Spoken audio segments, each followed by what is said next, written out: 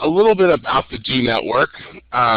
We provide technical assistance, resources, trainings, campaign coordination, team building, and capacity and power building. We like to say that we organize for accessible communities wherever people with disabilities live, work, learn, shop, play, and vote. Our website is www.disabilityorganizing.net. And on the screen here, you can see our logo. And our logo is a green box, kind of a rectangle, and on the right-hand side at the bottom there's an arrow pointing forward. Inside the box we have the letters D and O in blue, and underneath it the word network in green, and then next to the DO it says Disability Organizing. The Disability Organizing Network is a program of California Foundation for Independent Living Centers. CFILC is a membership organization open to California's ILCs, and currently 26 of the 28 ILCs are members of CFILC. Our mission is to grow the capacity of independent living centers in California to serve people with disabilities in their communities. And I'm happy to present today's presenters to you. So as you know, my name is Ted Jackson. I'll be your webinar moderator today. I'm the Community Organizing Director at California Foundation for Independent Living Centers. And then joining us today as presenters, I'm really excited because we've got a great group of 4 women in the disability community who put together a wonderful presentation for you. Dolores Tejada, who is the community organizer at Community Resources for Independent Living. Dolores, are you there? Yes, I'm here. Okay, great, welcome. And then Emily Ladau is with us, who's a disability rights activist and communications consultant. Emily, how are you today? Good, how are you? Good. And then Maddy Ruvolo, who is the Systems Change Advocate at the Marin Center for Independent Living, and I'll also add Chair of the Youth Caucus with the National Council on Independent Living. Maddy, how are you today? I'm doing well, Ted. How are you? Great. I'm doing great. And then Alice Wong, and Alice's list of titles could go on and on. She's kind of the maven of social media in the disability world. She's a disability rights advocate. She's a member of the President's National Council on Disability. She's the founder of the Disability Visibility Project and #CryptTheVote. And I'm not sure if Alice is with us because she's coming in by video later on in the webinar. Alice, are you here? I don't see her signed in. All right, so we're going to go ahead and get started, and I'm going to hand things off to Dolores to talk to us about why we should be including voters with disabilities in our political campaigns and why connecting with them on social media is so important. Take it away, Dolores. Thank you. Hi, everyone. So I want to talk today about why including voters with disabilities matters. First of all, let's talk about voter registration. So ultimately, we want to increase voter registration and turnout, and we've had an increase in voter registration and turnout. So if we look at the slide here, registration in 2012 was 78% for voters without a disability. And for voters with disabilities, it was at 62%. So that's a gap of 16%. In 2012, we had 71% of voters without a disability registered, and for voters with a disability, there was a 69.2%. So the gap closed. So that where there was only a 2.3% gap difference in voter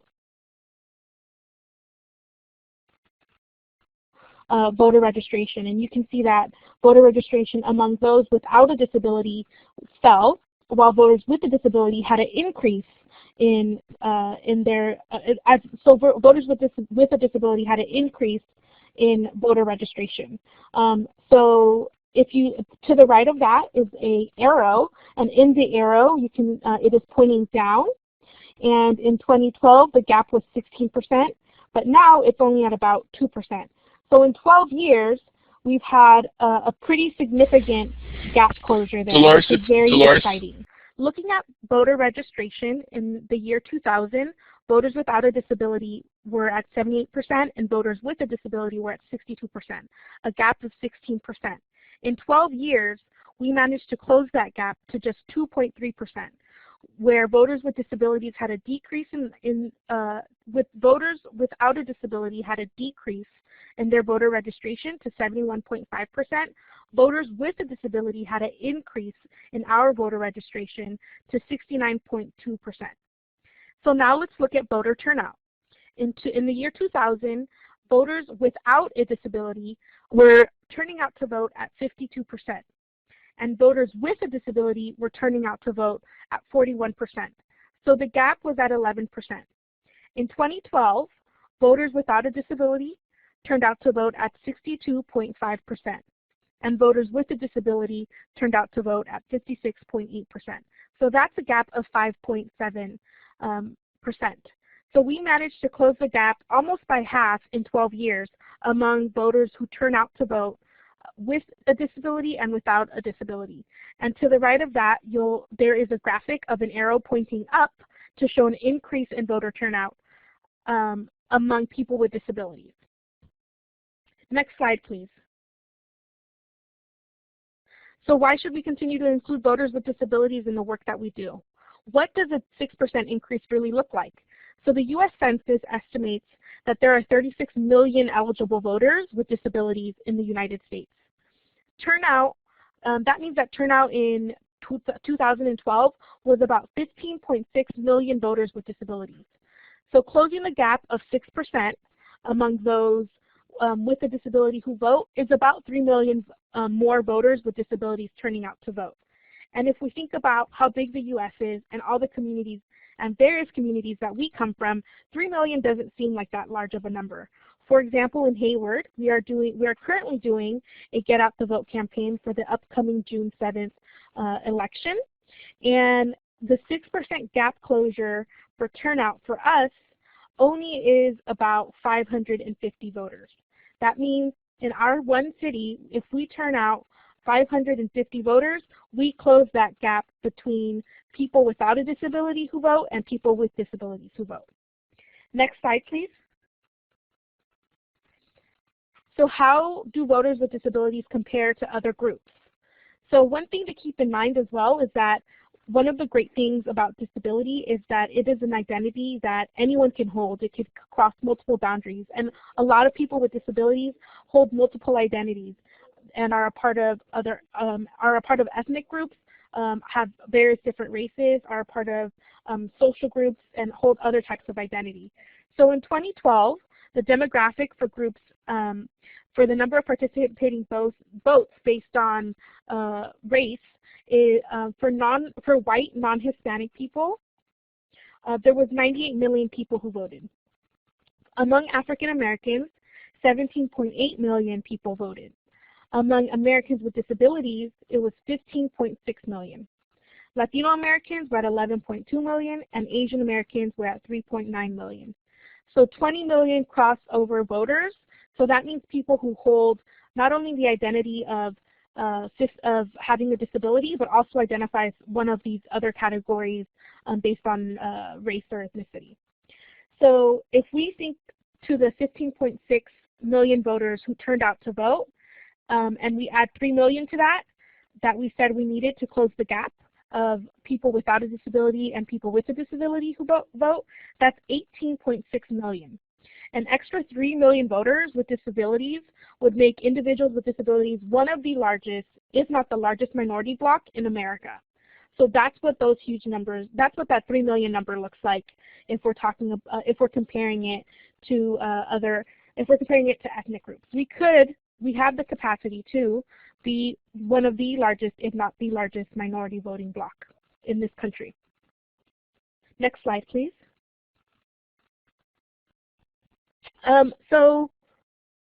Why include voters with disabilities? So there's a lot of excitement, I think, around any election, but this particular election is exciting for people with disabilities because last year was the 25th anniversary of the ADA. So I think there's a credit due to that, and there's a renewed energy around the ADA and access. And people are excited, and there's a buildup and a feeling of wanting to become involved. And so another thing too is that what I want to ask is, how do we, with various different types of media, how are we seeing presidential candidates reflecting or talking about disabilities? Do we hear them talking about wanting to continue programs? Are they saying anything about the ADA?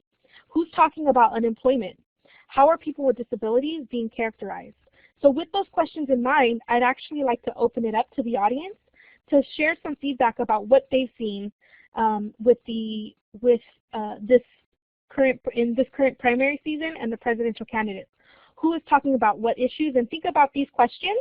And if you want to talk, feel free to do so now and share your thoughts. Dolores has asked us some great questions here about, really, what are these candidates out there saying about our community? And I think this is an important discussion point for all of us. We always start these campaign access webinars with this section because it's good for us to substantiate why it's important for campaigns to be using what they can to reach out to voters with disabilities. And I see a hand up from Suki. I just wanted to say that the everlasting image of the current GOP frontrunner or presumptuous nominee imitating derisively a person with disability will forever remain in my mind. And the derision was awful, and that can't be allowed at the head of our country. Cool, I totally agree. Thank you for sharing that. Does anyone else want to talk about what they're hearing presidential candidates say about disability or about programs that affect disability, people with disabilities?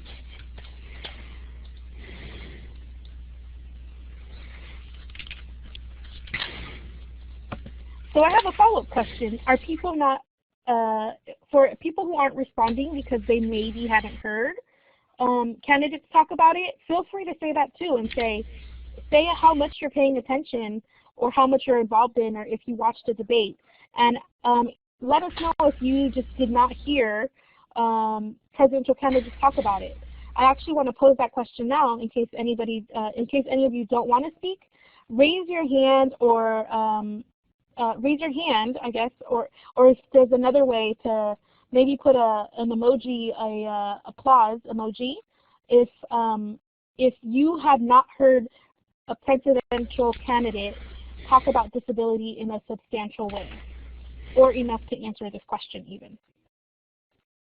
Well, folks are doing that. I'll just speak for myself, Dolores. I think one of the reasons we put this slide up here is, when we were discussing getting ready for this webinar, was that it seems like the presidential candidates are talking a lot about disability this year.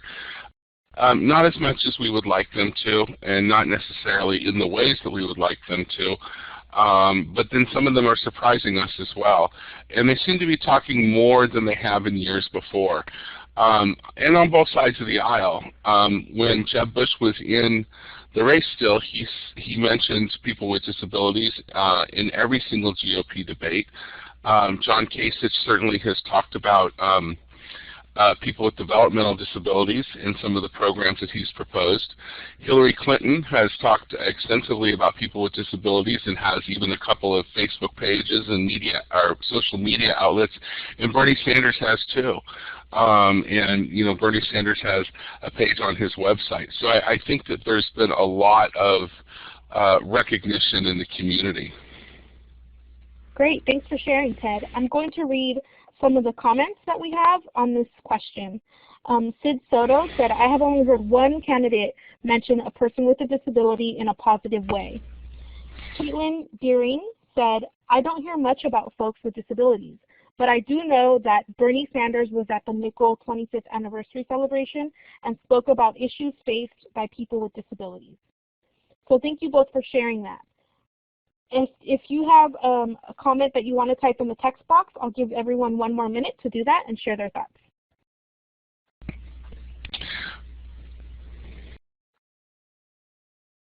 In the meantime, I have 2 questions, if it's okay for Ted to answer both of these questions. Where does the 15.6 million disabled vote data come? Where does that come from? So all of our stats that us voting wonks use in the disability world really come from one study. There's a few studies out there. One of the interesting points about the voter registration cards, the national one as well as the 50 across the state, and then the territories, is there's a couple of them that have a disability box, but there's no data. There's nothing in the voter file or on the card to tell you this is a person with a disability. So as a result, pollsters, researchers don't study our voting block. And it's a big issue. It's why many of us around the country are trying to get something, at least a request for accommodations or something on that voter registration card. But there is a group. They did have funding for the 2008, 2010, and 2012 election cycles. They didn't do a study in 2014. It was Professors Doug Cruz and Lisa Scher at Rutgers University School of Business Management and Labor Relations. And they go through the painstaking process of comparing census data to voter rolls and then coming up with a pool of voters that are disabled that they can do a random sampling of, as well as some exit polling from polling places. And so these numbers come from their study. Their study is considered sort of the pinnacle of studies that are done in America, and it's the one that the wonks all sort of gravitate to and pull our numbers from. Good question. And I think there was another question too about yes. Including the aging population. Is that correct, Dolores? Yes, there was. Are you including the aging population? Yes. Our numbers are based on a 20% model. And so that 20% model comes from the census, and the census says that 20% of Americans, roughly, are people with disabilities. Now that includes people who are out and recognized with their disability, people who are not but have a disability, and it includes seniors who need an accommodation. Not all seniors are people with disabilities, and not all seniors need accommodation. But probably about not quite a quarter, but maybe 20% of the 20% are seniors who need an accommodation. And we all know, we've all seen, like, grandma who says, I'm not disabled, I'm just old and I need a walker. That would be my grandmother. Or my dad who says, I'm not disabled, but he doesn't have the hip he was born with. He needs a cane. And a placard on his car. So it includes that group of folks too. Thank you, Ted. And then I think there's Dolores, there's a comment from Suki, and then we can wrap it up and move on to the next slide. Absolutely, yes. So Hillary and Bernie both, Suki Gray says, Hillary and Bernie both spoke against sub-minimum wage after Crip the Vote pushed it to the forefront. Hillary has a plan. Autism includes employment for autistics, consulted with autistic self-advocacy for it. Thank you all for those comments. So just to touch on what's at stake, there is a thought cloud here with a lot of different words in it that are big and small. So healthcare is at the center of the cloud, and the cloud is made up of multiple different words: social services, childcare, taxes, poverty, affordable housing, education, immigration, middle class, homelessness. So this is a thought cloud about issues that folks care about, and we can definitely think about those issues as they relate to people with disabilities. Essentially, because of this renewed energy and because of how candidates are addressing issues or not addressing issues, this is our year. So the next slide, I want to talk about building disability electoral power. So what does that look like? It looks like increasing voter registration. National Disability Voter Registration Week is July 2016. And I do believe there is going to be a webinar that I've seen that will mention or talk about ways to participate in that. Increasing voter turnout is another way. Every vote counts. Voter education and numbers-driven voter contact is really, really important and the best way to increase voter turnout. And as we can tell, it works because we've seen an increase in voter turnout among people with disabilities. Organizing for 2016 and beyond, I just want to mention a couple of organizations that are doing some really great education work. So the Disability Organizing Network is one of them, the AAPD, Vote Disability, which is a project of the DO Network, Rev Up the Disability Vote, or I'm sorry, Rev Up Make the Disability Vote Count, the National Council on Independent Living, National Disability Rights Network, and hashtag #CryptTheVote, which is really has a really strong social media presence.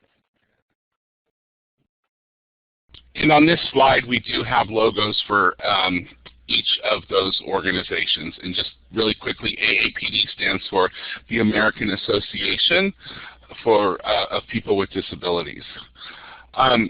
So I want to move us on to accessibility and social media, and I want to thank you, Dolores, for kind of setting the tone.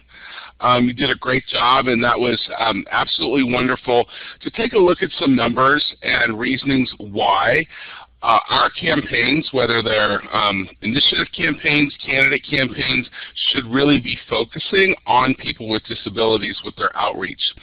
Our previous webinar in this series centered on web tools and online documents and websites. Now we're going to hone it even further into social media. And so I'm really excited about this, and I'm really excited about some of the new and innovative things that have happened in social media that allow us to actually be more specific about being accessible. Now on this slide there is a picture of a young man using a computer. He appears to be blind and probably using his screen reader. And so now I'm going to hand things off to Emily and to Maddy for our next round of slides on social media. Welcome, Emily and Maddy. Thanks, Ted. I'm going to start us off. This is Emily. So we are going to talk about why social media accessibility is so important. It's pretty simple and straightforward, but it's also extremely critical to ensure that your campaigns and all of the efforts behind it are accessible to people with disabilities, especially social media posts, because it allows for a much greater reach. And this has a lot to do with the fact that disability makes up the world's largest minority population. So by ensuring that all of your social media posts are accessible, you're ensuring that you're reaching a huge part of the population that otherwise would be excluded from the campaign and voting process. And also, inclusion makes people feel welcome by campaigns. So that's really the most important aspect of social media accessibility, is that you want people to feel welcome and accepted by your campaign work. Next slide. And before I turn the slide, just want to say there's an image of a... image description, yeah, sorry about that. So there is a photo of a woman. She is holding what appears to be a smartphone, and she has a white cane, and she's wearing sunglasses. She's outside, and she looks to be using the phone via accessible technology.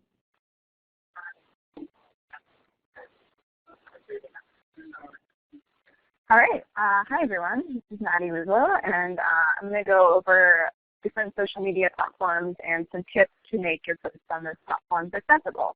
So the number one thing to do on Facebook is to include image descriptions, and this is really important to do in the caption of the original photo itself, because sometimes things get shared, and if the caption is not, if the image is not described in the original caption, then the image description won't get copied with the image as it is shared.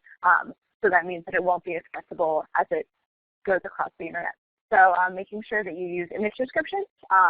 Also, Facebook has recently been encouraging people to directly upload videos to Facebook, and it's really important to caption those videos. And we've included a link here on how to do that. Also, adding transcripts to videos is another way to ensure accessibility. Limiting the use of acronyms and then also explaining the acronyms if you use them. And then along those lines, using plain language, which is language that is simple, that is short sentences, not using really long words, to make sure that everybody is able to understand your message, because you want your message to get to as many people as possible. Additionally, using what's known as camel case for hashtags, so capitalizing the first letter of every word instead of just having lowercase words makes the words stand out in a hashtag and makes them easier to read. And here we have an image of the Facebook thumbs up symbol. Next slide, please. So we have here a slide about making tweets accessible. So actually Twitter just came out with a new function where you can insert alt text on an image that you tweet, and this is available when you tweet on your phone. And so you click, after you upload an image, you can click the box that says add description, and then you can include a little caption. And so that way, without taking away from your character count. So that way people are able to see what the image you posted is without having to use up any of your characters in the tweet. Also including a link to transcripts if you have video. And then again, things like limiting the use of acronyms, using plain language, and again, using camel case for hashtags. And the image on this slide is a screenshot of a phone sending a tweet, and it's the screen where you can describe the image. Right, next slide, please. And then finally, the platforms we're going to go over today, the last one is Instagram. So making Instagram posts accessible. Instagram doesn't, on Instagram you just have to use image descriptions, again, like you do on Facebook. And so that's, in your caption you want to include an image description. Some people use brackets around the image description to distinguish that from the rest of the caption. And then again, if you're posting some kind of a video, having a transcript, and then again, limiting acronyms, using plain language, using camel case. Obviously, some of these repeat themselves because these are really good rules of thumb to use to make the content you're posting accessible. And the image on this slide is just a picture of somebody holding what looks like an iPhone, and Instagram is open on their phone. Next slide, please. So we're going to talk next about the importance of conducting accessible outreach. So next slide, please. So possibly what seems like an obvious question, but something that's really important to go over is who needs access on social media. There's a wide range of people with disabilities who need access in order to navigate social media successfully. This includes people who are blind and people who are deaf, either lowercase or capital D deaf, people who have visual and auditory processing disorders, and people with cognitive disabilities. So everyone needs, different forms of access on social media, but these are some of the primary groups that you want to be thinking about while you are considering how to make your social media posts as accessible as possible. And there is an image on the page of people who present as being different races. There's one female presenting person and 4 male presenting people, and they all are standing and smiling at the camera, and they have their hands folded in front of their chests. So that is, I think that's it. Yeah, so next slide, please. Another reason to really prioritize accessibility in your campaign social media is it's a really important way to show that you care, and it's an important way to show that you care to the full disability community. Obviously, as Emily just said, there are particular groups who benefit most especially from certain types of accessibility, but the entire disability community is paying attention, and we notice, if your content is accessible. We notice if you have image descriptions. We notice if you're making an effort to reach our community and to make sure that our community is included. So this is really important because you might just think, well, this is only for a specific number of people, and are there really that many people who need it? And of course, even if there were only a handful of people who need it, it's still important to do it because you want to reach as many people as possible and you want to have equal access to your content. But also it is important because the entire community is paying attention, and this is a really good way to show that you are paying attention to us and to our issues. And so the image on this slide is some kind of official speaking at a podium. Behind him is a military person in military garb, the American flag, and then to the side is what looks like an ASL interpreter. Next slide, please.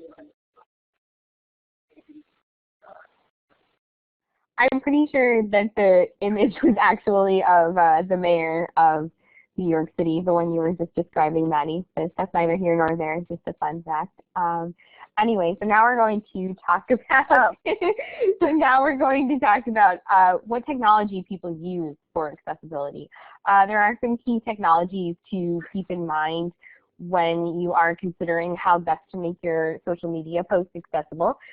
So first and foremost, think about screen readers. And there are some common screen readers. One that is most well known is called JAWS, which stands for Job Access with Speech.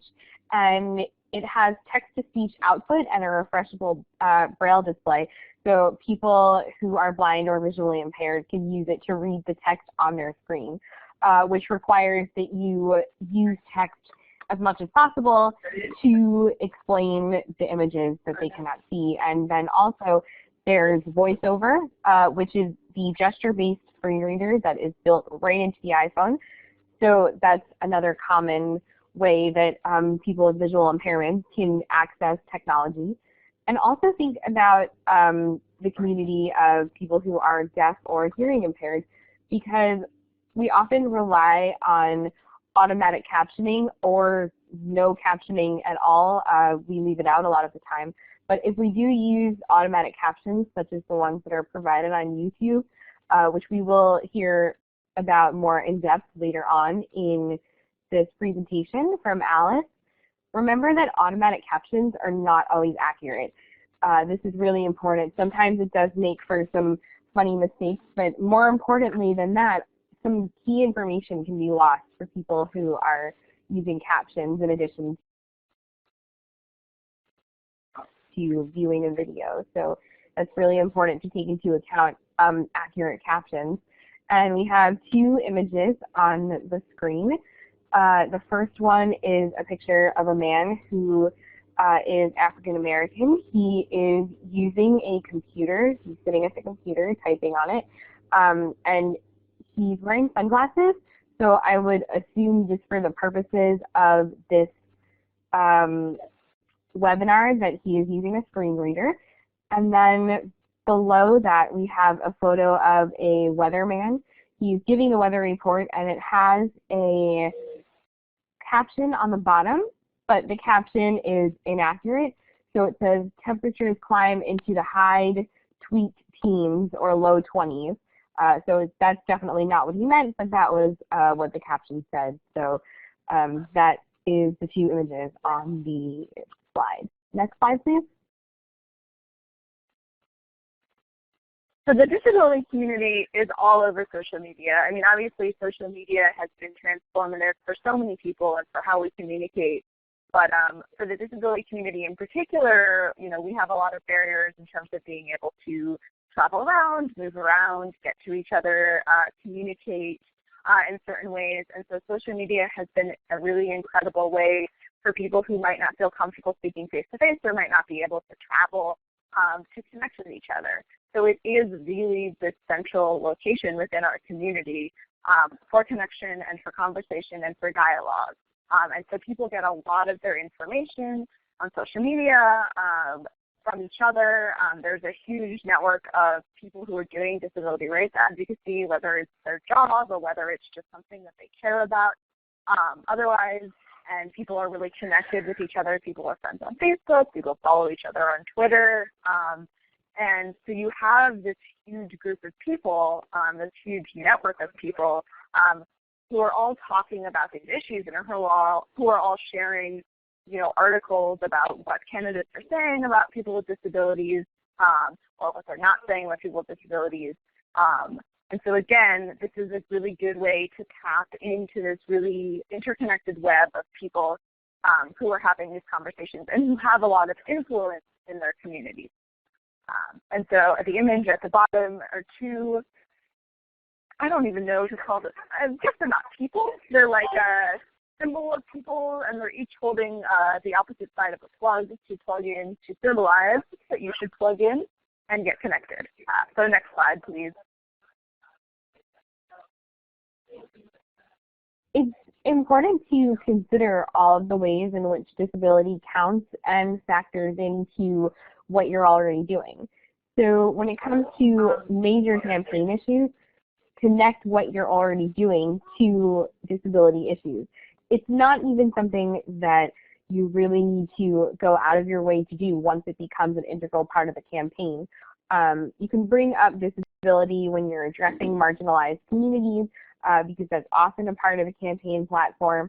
And remember that disability is related to several key issues that already come up when you're talking about housing, when you're talking about education, employment, social security, the elderly, criminal justice reform, voting rights, and those are just some key ones, but there are plenty more because the reality is that if you have a disability, you are factored into the larger population. Your issues are often the same as those of the larger population and sometimes different, but regardless, we have a lot in common, and so it's not that hard to take us into account when putting together campaign social media.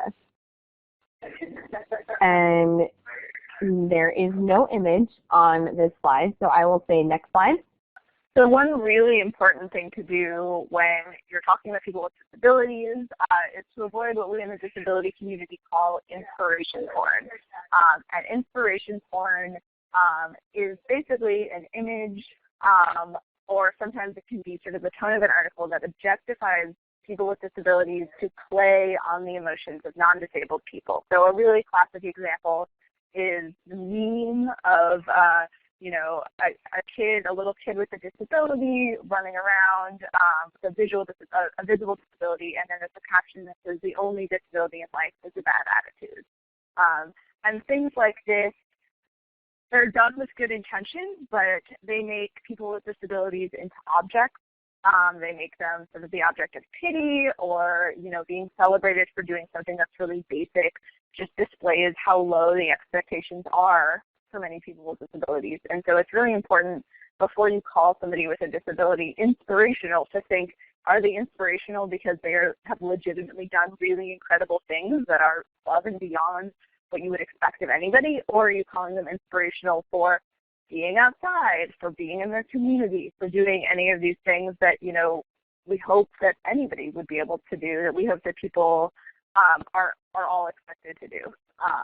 And so a really, a few tips to just avoid using inspiration porn is to talk about and write about disability in a straightforward way.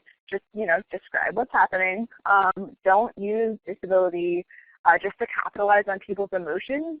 Think about, how does this play to the audience of people with disabilities versus people who don't have disabilities. And so that's, you can do that by not dehumanizing disabled people, by really writing about people with disabilities the way that you would write about other people.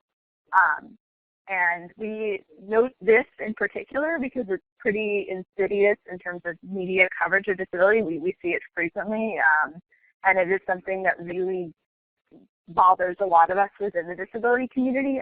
So it's really important if you want to be literate or understand how the disability community is perceiving you to avoid using inspiration porn. There's also no image on this slide, so next slide, please.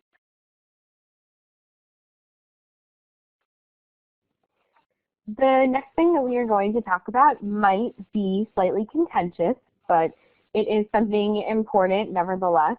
We're going to talk about language choice. So specifically person-first language and identity-first language. The most common example of person-first language is saying person with a disability. And the most common example of identity-first language is saying disabled person. So moving forward in talking about language, I'm going to be using PFL to describe person first language and IFL as identity first language. So next slide, please. Here is a brief summary of what identity first language is. Disability and disabled, a lot of people consider these terms to be indicators of culture and identity. And that is to say that disability is part of a person's identity and history and culture just as much as something like religion or race might be. And this means that saying disabled person is okay. It's not an insult. Within the autistic community, notice I put autistic first there, identity first language is actually widely preferred, and it's consciously chosen quite frequently because autism in and of itself is considered an identity. So you would say autistic person instead of person with autism. And doing this regards autism as a facet of someone's identity. So it's considered a neurological state of being rather than a derogatory term that needs to be separated from the person. And then some people identify as little d deaf, so they would still be a deaf person, but it would be a lowercase d, which refers to their physical state of being, whereas, and you might have seen this earlier on in the presentation, we also had a slash uppercase D, and that indicates being deaf as in it's a culture and identity, much in the same way that disability at large is. So if you were using the principles of identity first language, you would say deaf person, either lowercase d or capital D. And again, this is a way to indicate disability is part of a person and not something that needs to be separated from a person. Next slide, please. And then there's person first language, which is okay. That is something that I want to stress more than anything. It is okay to use either identity first or person first language. And when you're writing posts for social media, it's important to take into account both uses. And if you're writing about someone specifically and you know their language preferences or can find out, that's extremely important to do. However, there are some stipulations as to when you should not use person first language, or when you should not use identity first language, because it's not really identity. So when you're using a term for its medical definition, then identity first wouldn't apply because you don't want to define someone by a diagnosis. You want to define someone by an identity. So you don't refer to a person by a diagnosis. For example, it's not okay to say something like Down syndrome person or cerebral palsy person.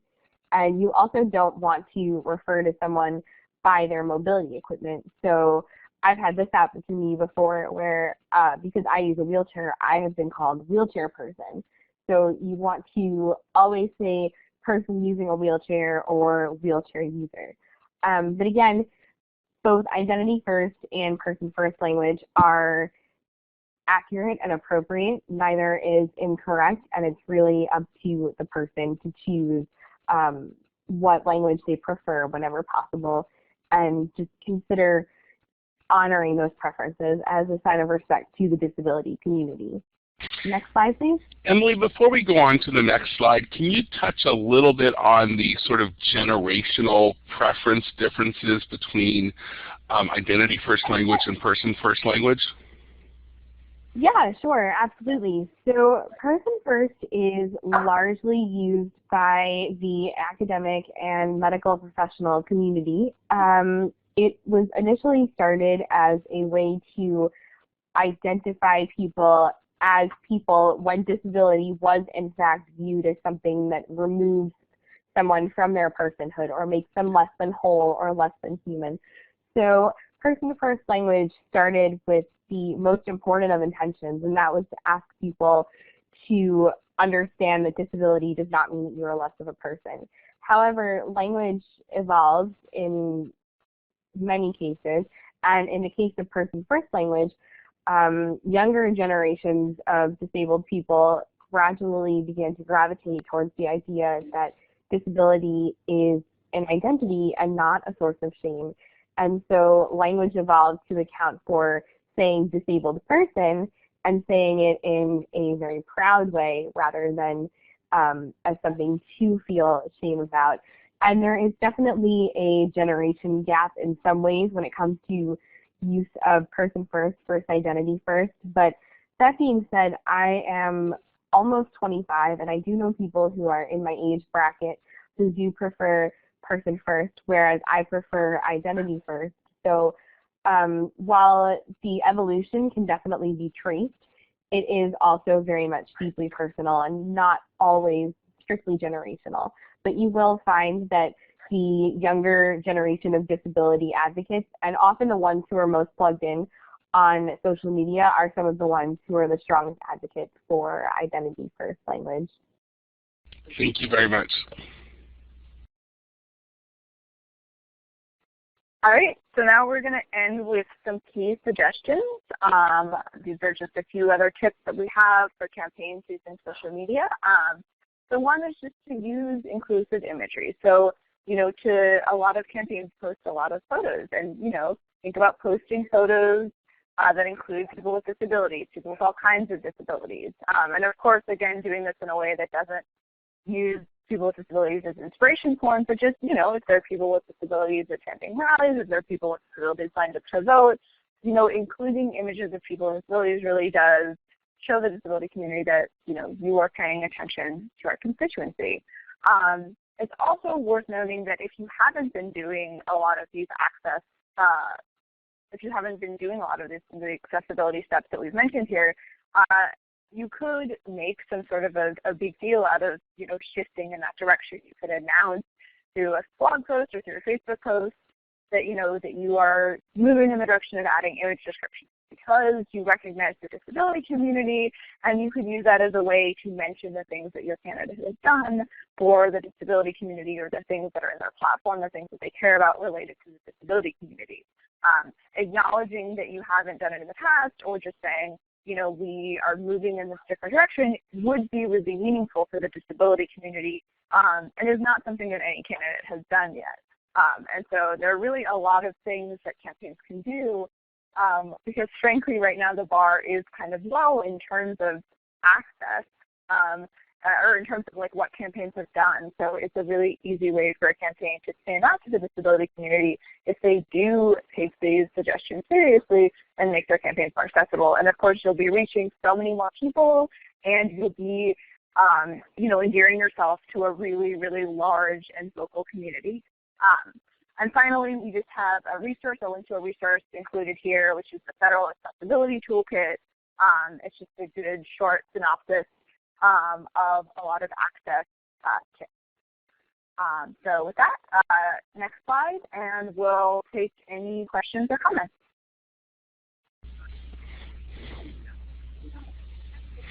So the first question comes from Suki Graves, and Suki asks, there's no way to caption Twitter, and if you could maybe talk about the alt text function that was just recently added to Twitter for pictures. Right, yeah, so we mentioned, and maybe this is unclear and I apologize if it wasn't clear, but on Twitter you can add captions to images now. If you are tweeting on your phone, once you have tweeted out a picture, you can click on it, and there's a button that will say add description, and you click on that description and you can add in a caption. So there actually is now, it's a very recent feature that was just added, but you can add image descriptions, and they don't show up in the text of the tweet itself. They're alt text, which means when you hover over the image description comes up, but it is accessible, and it does work with technology that people use for accessibility. And I think that it might be a little bit different depending on what device you're on, because I know on my iPhone, when I upload the picture for the tweet, right away it asks me if I want to add a description before I've tweeted it out. Does this also work only using a phone, or will it work on a computer, Maddy or Emily?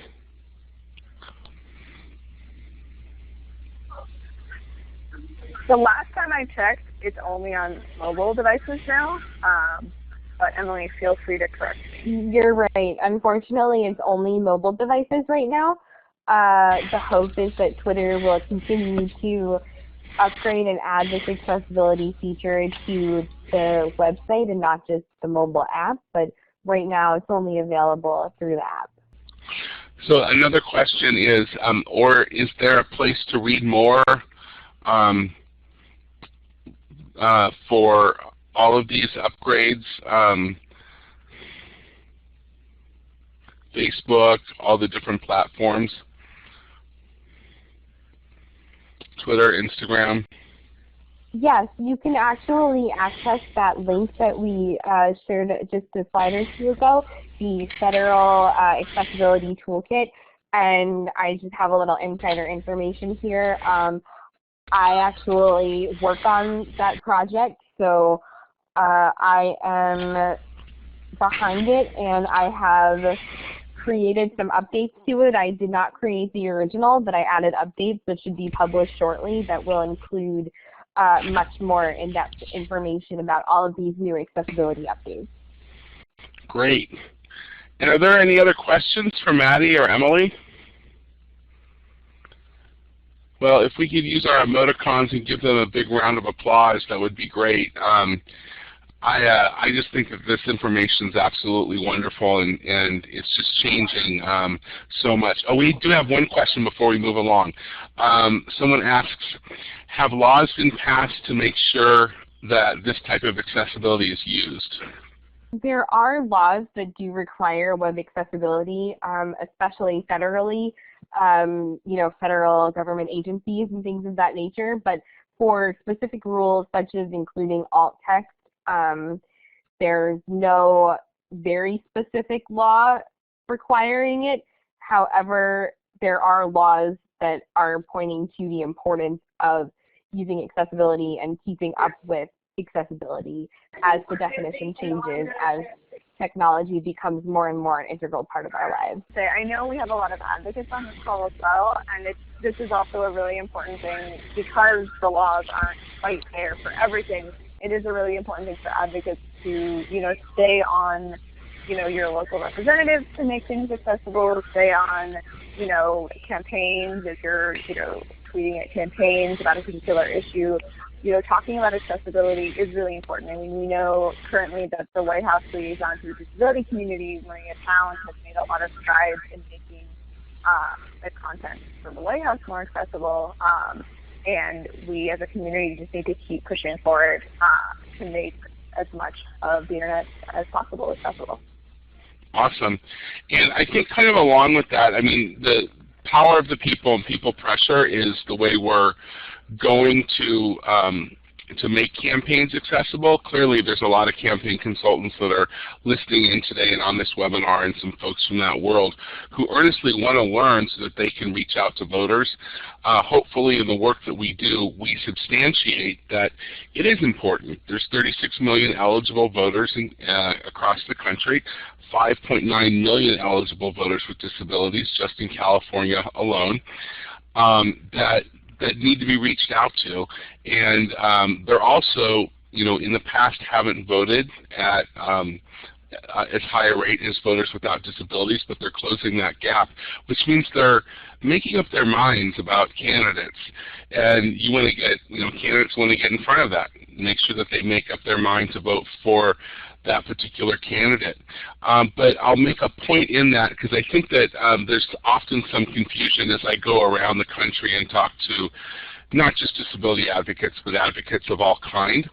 And that is that campaigns are not government institutions. While they are people who are running for office in the government, a campaign is a political nonprofit organization that specifically is barred from accepting government money, and it specifically isn't a government institution. And so a lot of the web-based rules and laws that we're used to out of the ADA that we're used to, thinking that they apply to a lot of the organizations that we work with because we're funded by the government. They don't apply to campaigns. So that's why it's really important for us to get active with the candidates, get active with the initiatives, get active with the campaigns and the political parties, and really convince them that it's important for these campaigns to be reaching out with equality, using accommodations and accessibility features to voters with disabilities. So I'm going to move us along, and again, I'm going to give some applause here. And throw up there on your emoticons and throw out some appreciation for our great presenters, Maddy and Emily. This was just really, really awesome. And now we're going to hear from Alice Wong. And Alice, as I told you before, is on the President's National Council on Disability. She's the founder, one of the founders of #CryptTheVote, as well as the Disability Visibility Project, and she does a lot with video. And so we're going to kind of switch modes here, and Alice has prepared a video for us to watch. Hi, my name is Alice Wong, and I love social media. I use it in my personal life and in my work as an advocate. Today I'll give you a brief overview of how I use YouTube as part of the Disability Visibility Project, and I'll give you a step-by-step example of how to load your captions to a YouTube video. Before I start, I want to be upfront about the privileges and barriers in using social media. I try to be mindful that this is just one of approach to community organizing and activism. There are many in our community that may feel excluded from social media for several reasons. Accessibility barriers by some apps and websites, financial access to the internet, smartphones, and computers, the learning curve involved in using social media and technology, and also a general disinterest in online communities. Having a variety of modes where you share information is important as long as they are accessible. So here we go. YouTube is a free video sharing website that makes it easy to watch online videos. You can even create and upload your own videos to share with others. The sharing and public aspect makes YouTube a popular form of social media. You can go to youtube.com to check it out. This is a screenshot from their main page on May 5th. This is a picture of my YouTube channel. It features several of my most recently added videos. I advocate by creating videos that do the following: respond to current events or issues, present a talk for a conference, show support to a given group or campaign. For example, here's an image of a video presentation I gave at the ADA 25 conference last year for disability organizing. There are lots of ways to use YouTube.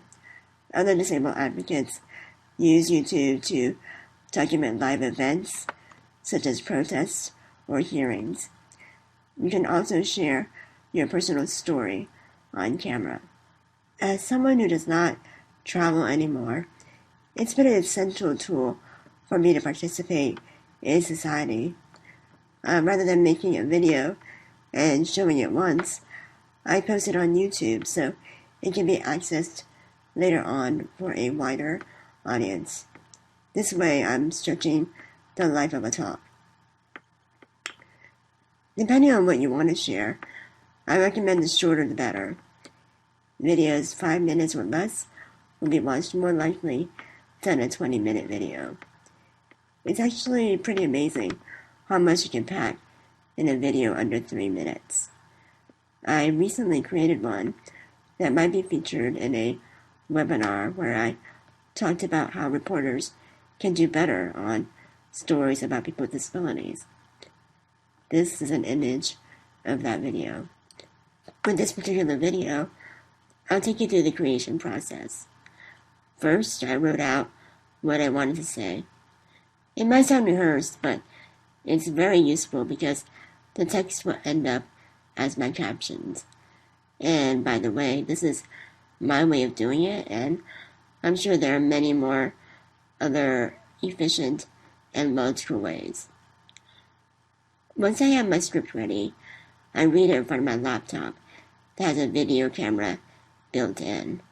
On my Mac, there's an app called Photo Booth that's already installed where you record a video or take pictures. The video files might be a .mov or a .mp4 file the way a Word doc ends in .doc. Here's an image of my desktop with the app open. After it's done, you can take that video file and upload it to YouTube. Upload meaning adding it to the internet.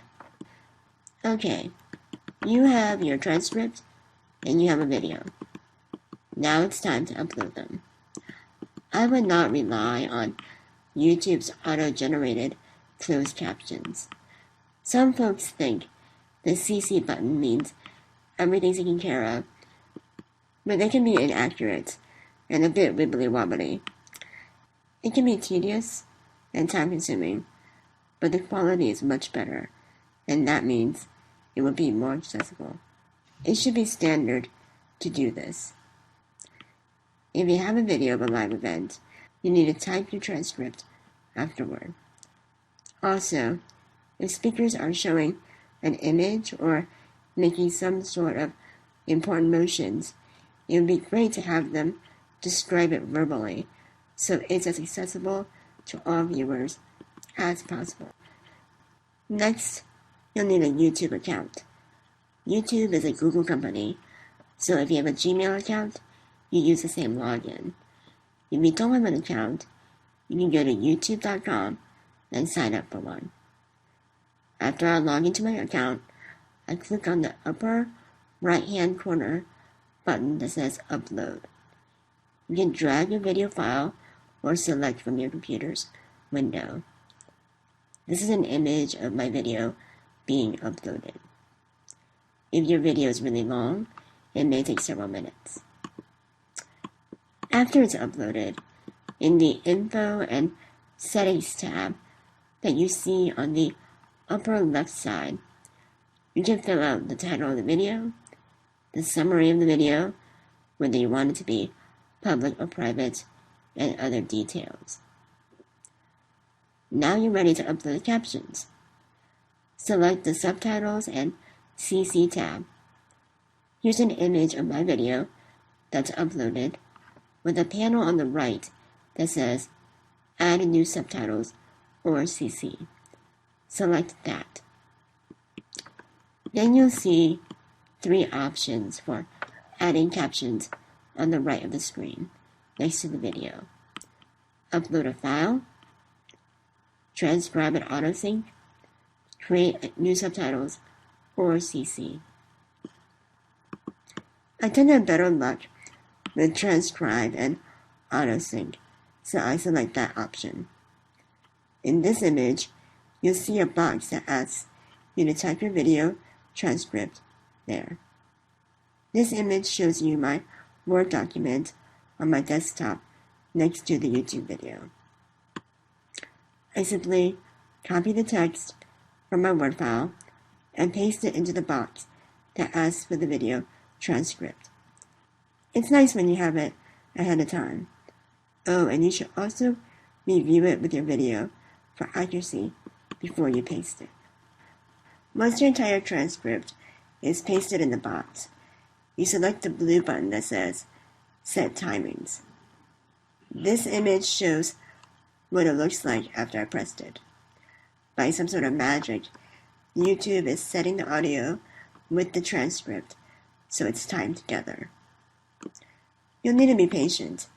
Do some laundry or check your email. Once it's done, you'll see the box change with the transcript broken down by time. This image shows what it looks like after the timings are set. Below that window, select the blue button that says Publish. Ta-da! You now have a fully captioned video on YouTube. With practice, it's really not that bad. We owe it to the disability community to create accessible media. I didn't even go into audio-described videos, but that's for another day. With your video on the internet, it's time to share it. Under the video box, you click Share. This is an image of what you'll see after I clicked it. Several icons appear in a row that'll let you share on other social media sites like Facebook and Twitter. Below those icons, you'll find the URL, that is, the link for this video. You can copy this URL and share it as well. This URL will take you to your video. It's basically the video's internet address. Have fun, explore. You can find more guidelines on subtitles and closed captions here at support.google.com/youtube/topic/301-4331. If you have any questions or feedback, you can email me at disabilityvisibilityproject@gmail.com or find me on Twitter at SFDIREWOLF. My website is disabilityvisibilityproject.com. Thanks. All right. So that was really an awesome presentation from Alice. So now that we're nearing the end, I want to know if folks have any questions and answers on any of the content or anything that they've seen so far. And on this slide, we have a picture of a classroom with a lot of young folks, students raising their hands, and a teacher at the front in front of a blackboard. Any questions out there today? A question from someone named Advocate. How do you describe your images along with your script? That's a really great question. In the materials that we sent out today for this webinar, there is a audio descriptions and image descriptions file that's in there that Alice Wong uses, and it goes along with the video. So that's probably a really good example. When image descriptions very different for some folks. It's you can get very detailed if you want to, if the person requests that. And if not, maybe they just want to know, what it is that the image is and what it's trying to say. So I'll just give you an example. For the image that's on the screen right now of the classroom, I can just say it's an image of a classroom. That's one way. The other way is the way I described it. It's an image of a classroom. There are students, young people, raising their hands with a teacher standing in front of a blackboard. Well, thank you very much for joining us. Just a couple more things before we wrap up. Here's my contact information if you have any questions about the webinar or future webinars or programming. My name is Ted Jackson, Community Organizing Director at California Foundation for Independent Living Centers and the Disability Organizing Network. I can be reached at 916-325-1690, extension 337. And my email address is ted, that's T-E-D, at cfilc.org. Or our CFILC's our web address is www.cfilc.org, and the DO Network's email address is www.disabilityorganizing.net. Just to give you a heads up on what's coming up next, making our campaign accessible, offices, events, and voter contact. We're going to talk about making those phone banks and those rallies accessible. We will do something on building disability electoral power, and not on the screen here, but I just found out about it. We're going to be doing a webinar on National Disability Voter Registration Week coming up at the end of the month. That one's really going to be exciting. On this slide, we have the logo of the hashtag Vote Disability 2016, and that's the other big thing coming up next, is our GeoTV Leadership Conference in Pasadena, California on June 15th and 16th. Please join us. This is going to be a great opportunity for leaders around the state as well as around the country to train on GeoTV techniques on how they can turn out folks to vote with disabilities in their own communities. To learn more, go to disabilityorganizing.net. Well, thank you very much, folks, and have a wonderful day.